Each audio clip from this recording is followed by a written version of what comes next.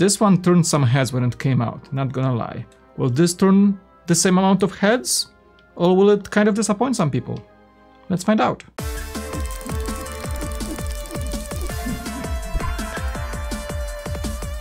Bricks and Minifigs is your one-stop shop for all things LEGO. Hit the link below to find a store near you. 654 pieces for $80. So we're gonna talk about that a little bit in a second. It's not cheap, so does the set defend itself at this price tag? If you somehow lived under a rock for the entire Star Wars era, there's a few words in the manual describing what Tantive 4 is.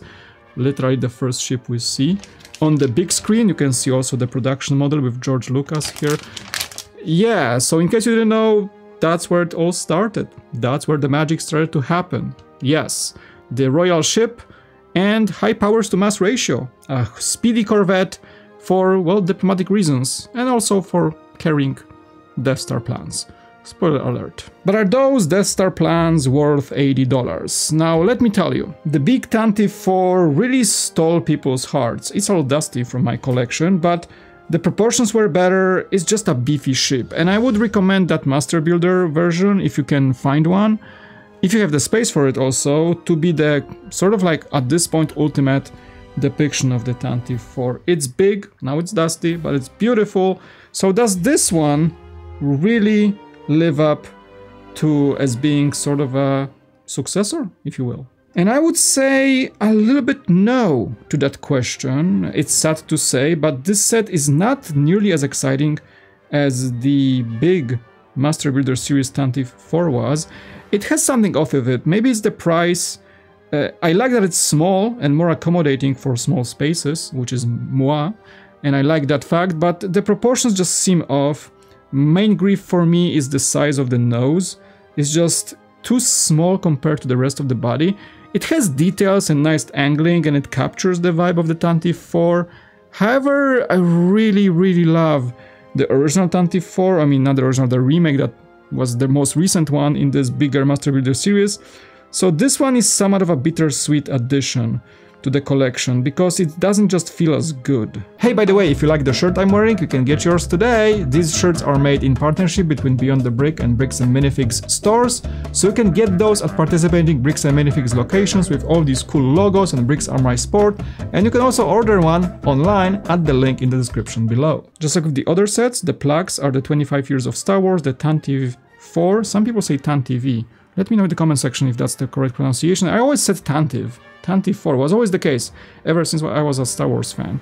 But anyway, we have the adjustable plaque here. The stand, just like in the Invisible Hand, is not adjustable. However, this one is more bolted in. It has some Technic bolts to hold the set better, I guess. It's heavier, it's longer than the Invisible Hand. So in that regard, it does a little bit of a better job. But it's easier to remove. It's, more difficult to remove from the stand that way. And also some canting would be nice. I really like that Millennium Falcon has some angling to it. This one does not. So as simple as the stands go. Easter eggs. There's one on the inside with Leia, R2 and 3PO. You don't really have an easy access to it, so I'm gonna show a shot from the manual here. It is there. As a builder, you will know. It's hard to show, but that's how these sets go, I guess. On the outside, however, we have also Easter eggs. There's one missing pod on one section, so the droids used that one. Super nice detail. And what I noticed, maybe you can tell me if I'm correct with this or not, but one of the engines has a gray brick. I think that depicts that that's the point where the Tantive 4 was hit by Vader's Star Destroyer. I feel that's what it is, but let me know. Also, one of the engines here has a red brick or dark red brick, so there is that. Maybe that's just like, you know, dilapidation of the ship or showing its age, but I feel those might be some things hinting that it was shot at in the opening of the New Hope. There are stickers, unfortunately. Good ones because they depict quite a lot of gribbling. They are here on the engine section. The engine section is super nicely built, by the way. But you can see those stickers are quite a bit. There is to apply. Those are just like 2x4 stickers, so easy, but quite a few of them. And these stickers on the front are particularly annoying in my opinion because they are on a circular piece, so you have to align the level of the stickers against the studs on the underside of that circular tile.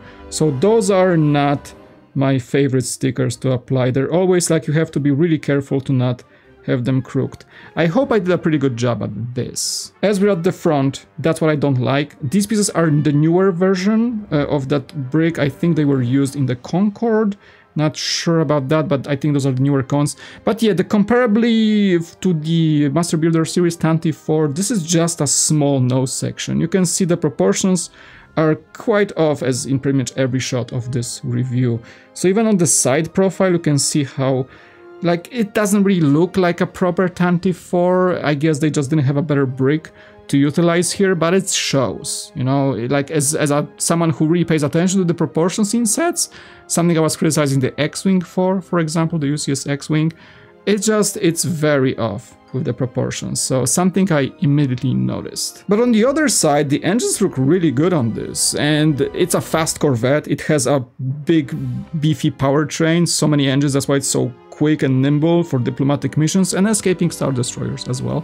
Maybe didn't do a very good job against the Vader ship because it's faster than the others, but anyway, the engines are done well. The particular assembly for these is quite satisfying. It's a bit repetitive, for sure, so you will get a bit of repetition in here, but once you put all this in, there's some technique involved for the rigidity or the structure of this, and you will actually enjoy it. I didn't feel it was too repetitive, putting all these power engines together, but it felt just good snapping this all into place, and that way the ship does look good from the bottom, from the undercarriage, all the way to the top. It just looks good. You can see how the angles were achieved, some of the kind of joint pieces angling here for those, you know, engine details or the stickered griblings. Some griblings are brick built, so you can see some of these pieces here working their magic. So it does look good in the end, so that's why I didn't dislike these stickers too much, because they do deliver a decent look. Moving on, we have the radar array, just a simple piece. It actually rotates, so you can call it a function a little bit. It does rotate. Also, the airlocks on both sides of the ship are brick built. That's a good piece to use here, really works well here. The connection between the aft section of the engines and the main fuselage is very well hidden, so I like that. Lots of wedges used here to depict the unique shaping of the Tantive 4 hulls or decks, if you will. The turrets here on all sides, you can I did show you the escape pods on the other side. This side doesn't have a missing escape pod, this one doesn't, so that's the Easter egg I was mentioning.